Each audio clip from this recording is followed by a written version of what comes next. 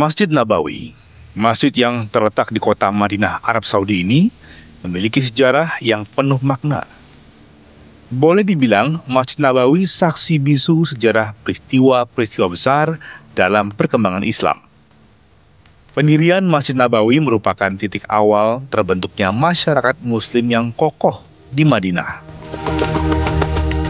Ya, Rasulullah Nabi Muhammad SAW menggunakan Masjid Nabawi sebagai pusat dari segala aspek kehidupan umat Muslim.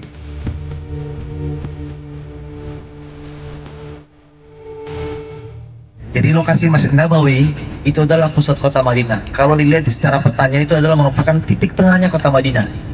Maka awal mula beliau di sini kurang lebih 4 hari, kemudian baru berpindah ke Masjid Nabawi. Nah, Bapak Ibu perhatikan. Coba lihat faedah sangat besar intisari yang beliau bagaimana membangun strategi tatkala tiba di suatu tempat. Yang pertama adalah tatkala beliau tiba di suatu tempat, beliau tidak menanyakan di mana pasar. Kalau beliau tiba di kota ini, beliau tidak menanyakan di mana pasar, di mana tempat kehidupan, di mana tempat ekonomi berputar, tidak. Tapi beliau utamakan bagaimana tatkala tiba di kota ini, beliau membangun masjid yang bersama para sahabat. Ingin menyatukan bagaimana kaum muhajirin dan kaum ansar, kaum muhajirin dari Mekah dan kaum ansar dari Madinah. Sehingga beliau utamakan bagaimana membangun masjid. Itulah keutamaan luar biasa.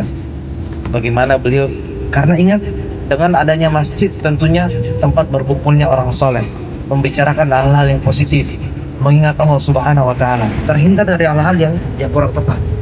Maka beliau pertama kali bangun adalah masjid. Karena ingat, masjid zaman dahulu tempatnya orang bermadrasah, tempat belajar, majelis ta'lim, bermusyawarah, hal-hal baik. Sehingga beliau mengutamakan bagaimana membangun masjid terlebih dahulu.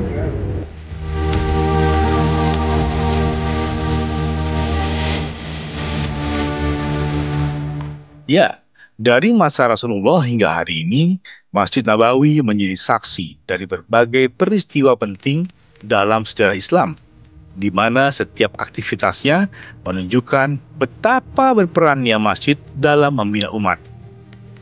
Dan bagi umat Islam, sholat di Masjid Nabawi memiliki keutamaan sendiri. Karena Rasulullah pernah bersabda bahwa sholat di masjidku, Masjid Nabawi, lebih baik 1000 kali dari sholat di masjid lainnya, kecuali di Masjidil Haram, Mekah. Dan sholat di Masjidil Haram lebih baik 100.000 kali dibanding sholat di masjid lainnya. Hadis riwayat Ibnu Majah yang disahihkan oleh Albani.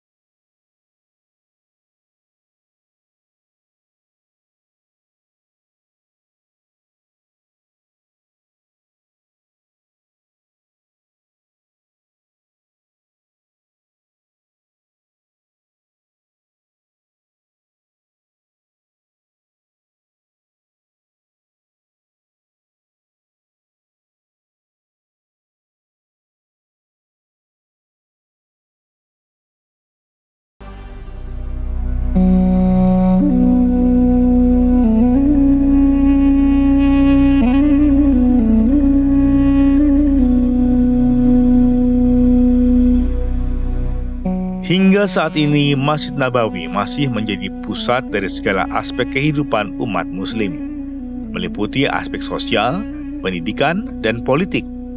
Dan hingga saat ini, kajian-kajian berlangsung di Masjid Nabawi usai sholat fardu.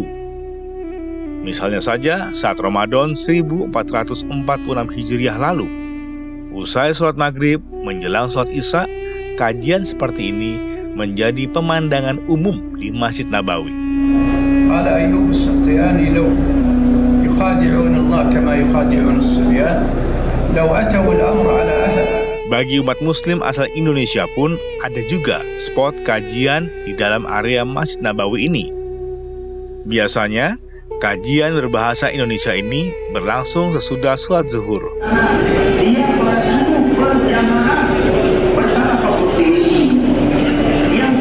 Bahkan pada Ramadan 1446 Hijriah kemarin, ada juga kajian yang dilaksanakan travel umroh bagi jamaahnya di pelataran Masjid Nabawi.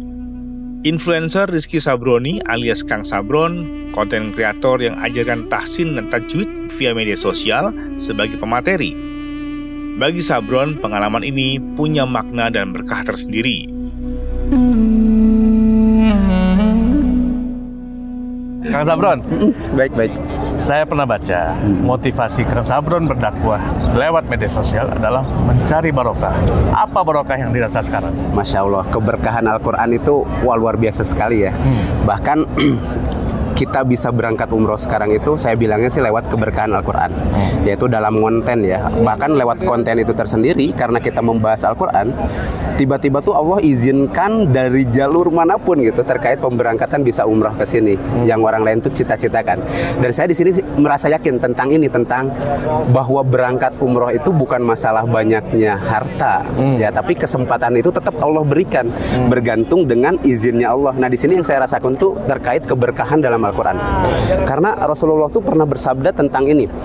Allah tuh berfirman, barang siapa yang disibukkan dengan Al-Quran sehingga ia tidak sempat untuk meminta kepada Allah, tapi Allah akan memberikan hal yang luar biasa daripada orang yang meminta. Jadi Allah tuh mengizinkan atau memberikan hal yang sangat luar biasa dalam keberkahan Al-Quran. Yang saya rasakan itu disinilah kayaknya nih puncak dari rasa syukur yang benar-benar mendalam tentang keberkahan Al-Quran. Jadi kita tuh sebenarnya nggak kepikiran bisa berangkat umroh loh, bisa berangkat ke tempat di mana Al-Quran diturunkan. Bahkan di sini pun sangat luar biasa. Kami dari Van Diego pun diberikan kesempatan untuk mengajarkan Al-Quran bareng jamaahnya. Ini hal yang saya rasa tuh apa ya, luar biasa sekali ya, bisa mengajarkan Al-Quran di mana tempat Al-Quran itu diturunkan. Wah, ini luar biasa sekali, Masya Allah. Saya pernah baca, Kang Sabron punya cerita itu, bahkan untuk mengenal Al-Quran itu baru belakangan. Betul Belajar sekali. dari anaknya. Betul sekali. Gimana itu? Ceritanya gimana? Jadi awal mulanya itu ketika 2018 anak pertama itu lahir, yang namanya orang tua lah. Kita sebagai orang tua pasti pingin anaknya itu jadi penghafal Al-Quran, bisa ngaji, jadi anak yang soleh. Itu cita-cita dari orang tua, betul kan ya? Nah, tapi bergerak dari situ kok ngerasa curang gitu, ngerasa licik nuntut anaknya untuk bisa ngaji, tapi orang tuanya nggak bisa ngaji. Nah, awal mulanya itu kan saya juga dokumentasiin acara nih. Ketika ngeliput acara itu tiba-tiba kok Allah izinkan ketemu tempat di mana acara yang saya dokumentasikan itu adalah pembahasan tentang Al-Quran. Nah, disitulah mulai sambil ngeliput acara, sambil juga menyimak materi-materi yang disampaikan. Jadi bergerak dari situ kayaknya Allah tuh memberikan hidayahnya dari situ. Bahkan saya tuh acaranya itu di bulan Ramadan, tempatnya pada 10 hari terakhir. Saya nggak tahu itu 2018, nggak tahu ada sholat yang namanya Qiyamul Lail. Itu tuh baru tahu banget. Nah, tapi ketika malam hari tiba-tiba Allah tuh apa ya, kayak memberikan rasa terhadap bacaan Al-Quran tuh. Jadi imamnya Syekh Hanoval, kebetulan guru saya tuh imamnya tuh baru membacakan basmalah aja, tapi tiba-tiba Allah teteskan. Disitulah mulai kepikiran untuk ingin belajar dan ingin bisa memberikan contoh bacaan terbaik untuk anak-anaknya. Karena kelak apa ya, jadi hal yang bakalan kita tinggalkan tuh sepeninggalnya nanti itu, pertama kan anak yang soleh, doa dari anak yang soleh, kedua ilmu yang bermanfaat gitu kan, terus sedekah jariyah. Yang saya pengenkan tuh adalah minimal bacaan surat Al-Fatihah anak saya tuh saya yang ngajarin, sehingga bacaannya itu dipakai di dalam sholatnya, terus mengalirkan pahala jariyah untuk saya. Jadi kemotivasi dari situ, makanya benar-benar niat serius belajar agar bisa memberikan contoh terbaik buat anak, awalnya dari situ.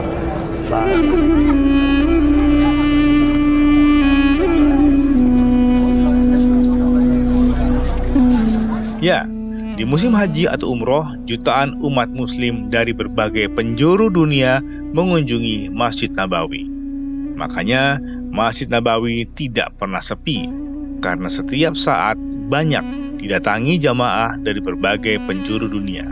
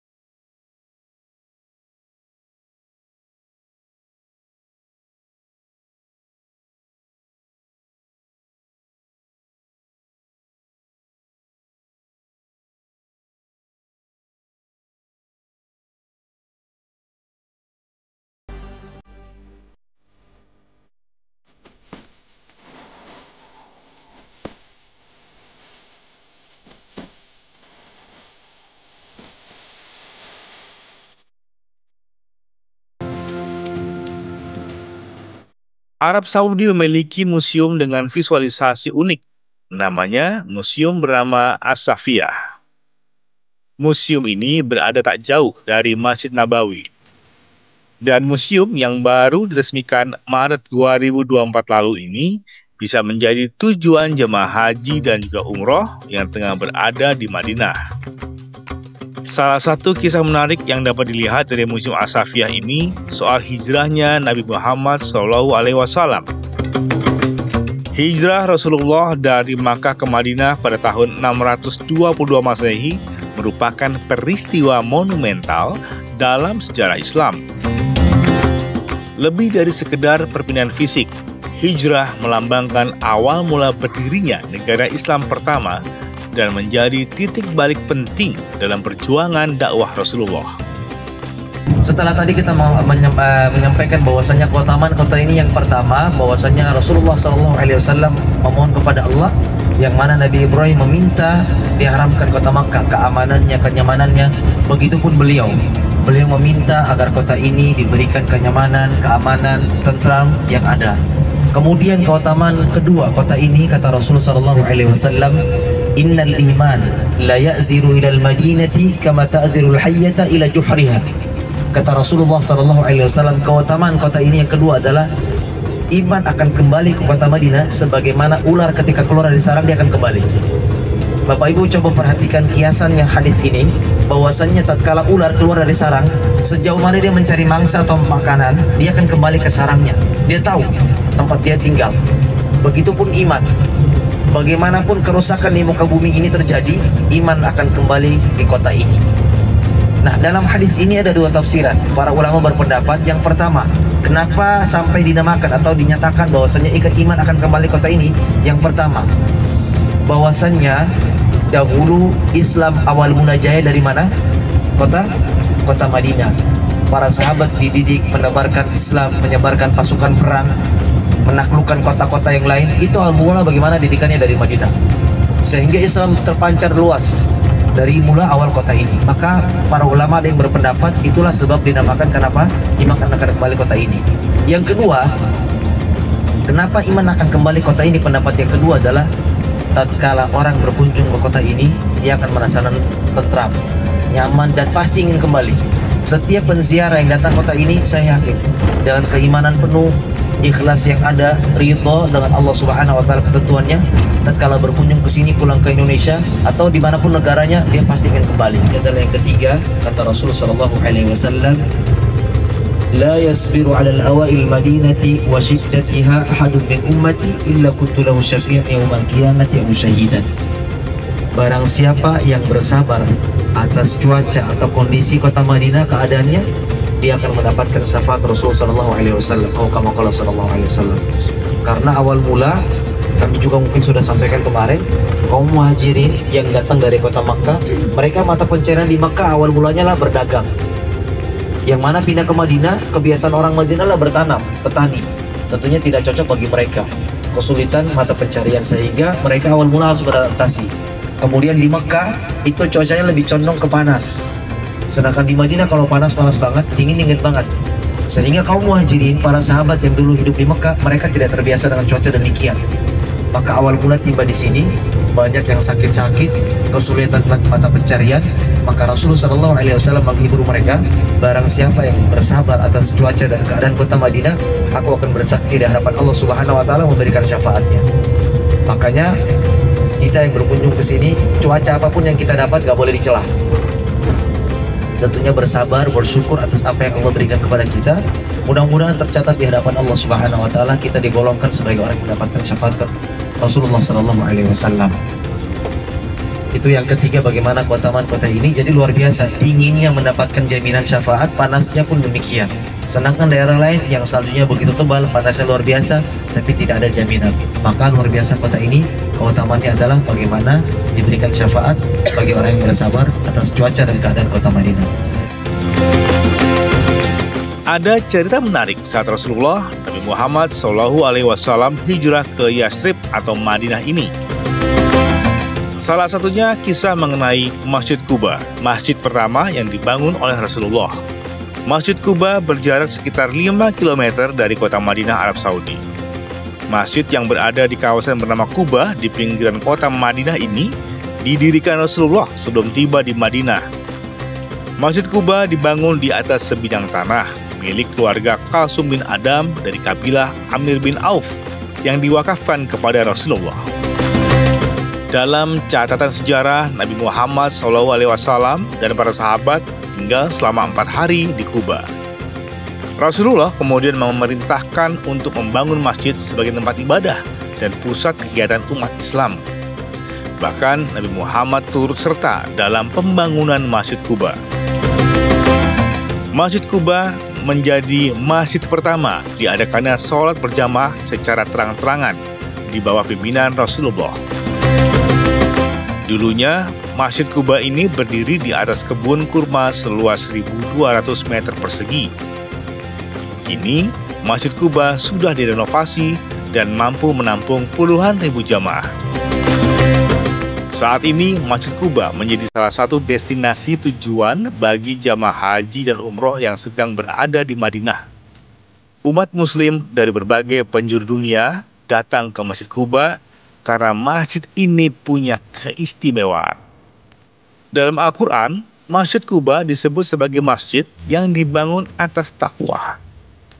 Bahkan diriwayatkan oleh Tirmizi dan Ibnu Majah, Rasulullah pernah bersabda, "Salat di Masjid Quba pahalanya seperti pahala umroh."